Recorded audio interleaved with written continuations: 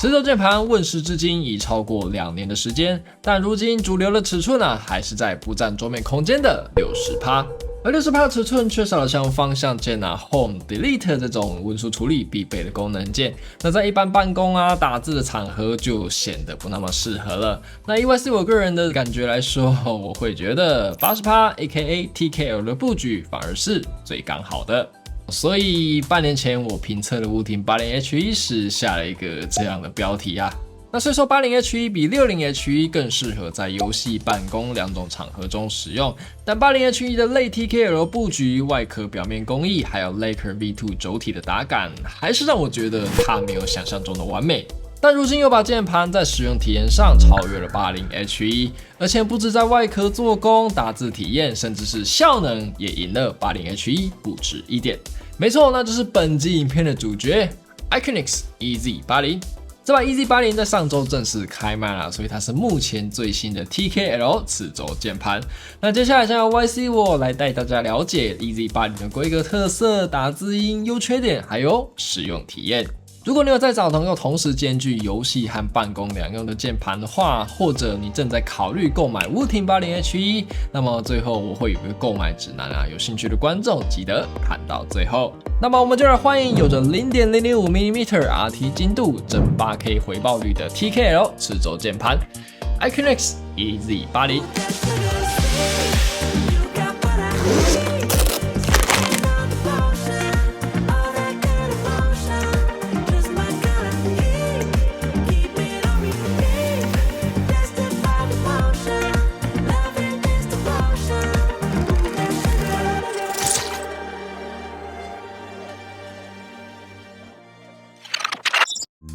那么老样子，我们就先来看个开箱环节吧。那 EZ80 的外包装就有一个纸盒，那里面有一个键盘收纳包。那配件的部分有 L 型的 USB A to C 传输线、除尘刷、金属拔键拔轴器、5颗备用的轴、贴纸、说明书和 EZ80 键盘本体。那再来是 EZ80 键盘本体，颜色的部分有蓝白色和全黑的黑武士2种可选。我这把外壳采用的是220mm的 CNC 阳极铝壳，同先前 EZ63 的侧边镂空式的设计。但比较可惜的是，它并非一般常见的上下盖设计，它是由各个零件透过侧边8个螺丝组合而成，所以在拆解上会比较费一点时间。而它的 Type-C 出线孔的位置在正前方。再来我们看一下内胆的部分 ，PCB 是下单位的设计，只有支援有线一种连接方式。那回报率是真 8K 赫兹，那扫描率更是达到了 16K 赫兹。那它的 RT 精度最高可以到 0.005mm， 而延迟的部分仅只有 0.18ms。那系统呢，则是 Windows 和 Mac OS 都可以使用。那键帽的部分，黑武士搭配的是雾面侧刻的 PC 材质。那轴体的部分是 Iconix 独家研发的神秘 X 磁轴，它的处理克数是48克，那总行程是 3.5mm， 和加大龙的磁域轴一样是封底式的设计。那这样的设计呢，可以提供更厚实的触底声。而磁体的磁通量的部分也超越了磁域和磁域 Pro， 能够提供更稳定不断触的使用体验。那定位板采用的是铝定位板，而结构的部分是套袜式的 gasket， 那卫星轴呢也是钢板的卫星轴。那棉类的部分就只有 Pro 的夹心棉和底棉。OK， 那么 EZ80 的规格介绍就大概这个样子。那么在介绍它的驱动之前，我们就先来听听看它的打字音吧。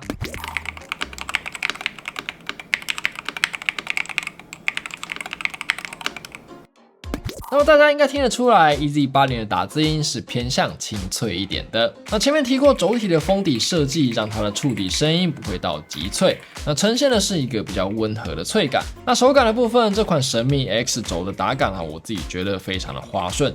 那常用的手感非常接近加大龙的橘黄 Pro 的那种切奶油的顺感。那套件部分的打感就比较没有软弹的感觉，看得出 gasket 的结构有在作用，但对于整体的打感并没有太大的帮助。我觉得还是偏硬的手感不过为了磁轴的精度呢，也不能采用过于软弹的设计。那 gasket 的结构加上铝锭，已经是除吹망和 top 망之外，能够维持精度的最佳解了吧。那么再来，我们来聊一下磁轴键盘最重要的驱动程式吧。那 EZ80 它也是采用和 Wooting 一样的网页驱动，那两者的 UI 布局和配色还是略有不同，但重要的功能如改键、调整触发、RGB 等也都没有藏着，第一次接触的人也可以很快就上手。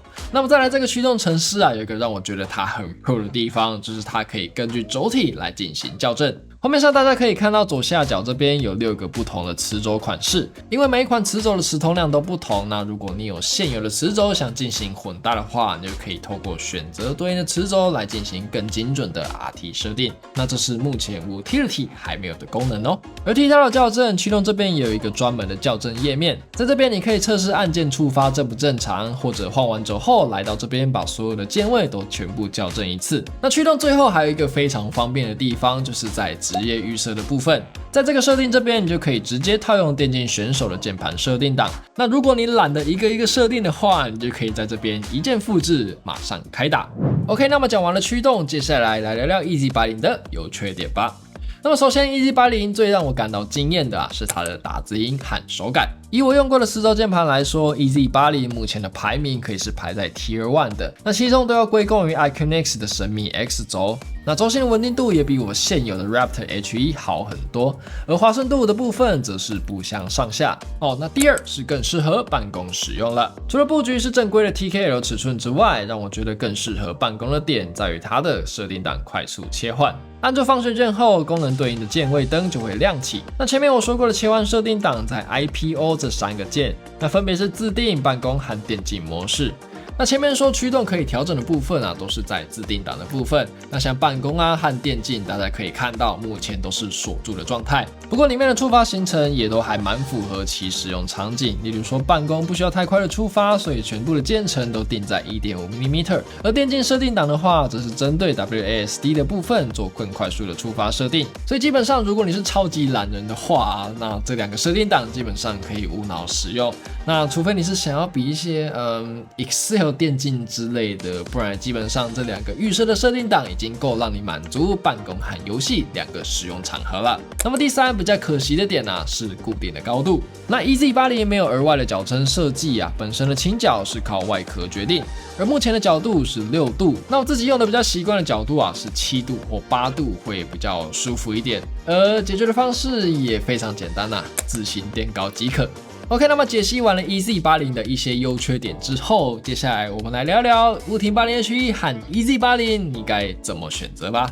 首先，如果以上2把会是你入手的第一把磁轴键盘的话，那我会推荐你买 EZ80。如果你预先用的布局是常规的104或者 TKL， 那 EZ80 的 TKL 布局会让你在使用上不会有转换的阵痛期，简单设好你喜欢的触发后就可以开始爽用啦。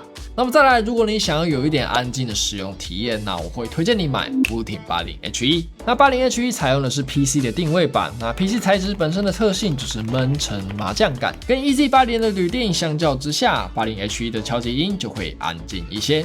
第3，如果你对键盘的高度有所要求的话，那我会投给 Wooting80H1。那 80H1 的脚撑是可替换式的设计，你可以在 2.8、6和10度之间自行选择，比固定6度的 EZ80 选择会更多样。第4，如果你想要更好的外壳品质的话，那么 EZ80 绝对是首选。80H1 的新合金外壳虽然能够提供更多的抗撞能力，但在表面加工处理上的品质就没那么细致。而 EZ80 虽然是铝壳，但其220mm的阳极处理让它在整体外观上的质感是超越 80H1 的。最后是最重要的性能，那么 80H1 和 EZ80 我老实说都推荐。毕竟磁轴最重要的功能就是可自定的触发行程和 RT 的功能，那这2把键盘也都有，只不过在可调的精度上是 EZ80 更为精准。但是在我这个业余玩家的体验上触发设在 0.1mm 以下，这个体感是没有明显差别的。所以性能方面，我会觉得如果你是跟我一样业余的玩家的话，你就挑一把喜欢的买吧。那如果你是比较专业的高端玩家或是选手，那可能比较推荐你购买 EZ80， 毕竟高端的赛局胜负只在毫厘之间，说对吧？好，那么以上就是 Iconix EZ80 的简易评测和购买指南啦。那希望有帮助到大家认识到这把最新的 TKL 磁轴键盘。那大家如果对这把键盘有兴趣的话，我会把产品链接放在底下资讯栏，有兴趣的观众就自行前往挑看选看吧。那如果你对 EZ80 还有什么问题的话，也欢迎在底下留言讨论。那我看到的话都会尽快的回复。那最后，如果你喜欢我的影片，也欢迎订阅我的频道，未来将会带给大家更多客座键盘相关周边和 DIY PC 等的产品分享。那么本期影片内容就差不多到这边，感谢你的收看，我是 YC， 我们下次见，拜拜。